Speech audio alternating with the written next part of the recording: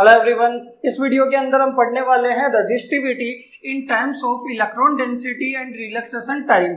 कि हमें रजिस्टिविटी का फॉर्मूला निकालना है, एक्सप्रेशन निकालना है इलेक्ट्रॉन डेंसिटी और रिलैक्सेशन टाइम की फॉर्म के अंदर। तो देखो कैसे निकालेंगे। तो लास्ट वीडियो के अंदर हमने बात की थी डिडक्शन ऑफ ओम्स लॉ कि रेजिस्टेंस की वैल्यू हमने निकाली थी और वो कितनी आई थी। तो हमें पता है डिडक्शन ऑफ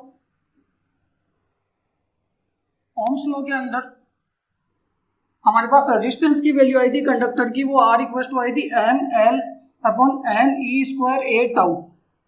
ये आया था, ये हमारे पास कंडक्टर का रेजिस्टेंस आया था।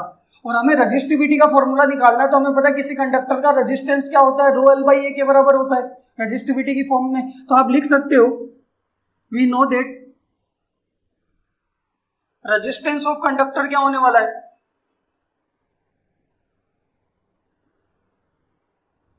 तो वो होगा R equal to rho L by ए।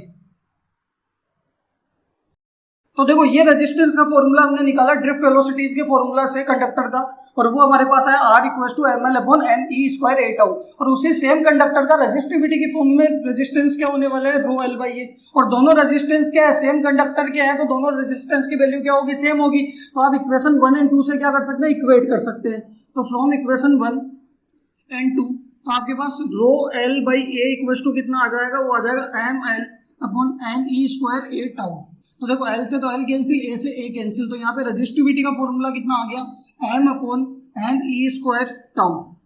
जहाँ पे एम तो क्या है, मास ऑफ इलेक्ट्रॉन, एन जो है वो electron density, E charge of electron जो कि फिक्स है, और टाउ क्या है, रिलैक्सेशन टाइम। तो ये रेजिस्टिविटी का फॉर्मूला आया इलेक्ट्रॉन डेंसिटी और रिलैक्सेशन टाइम के फॉर्म में। बताओ क्लियर है यहाँ तक।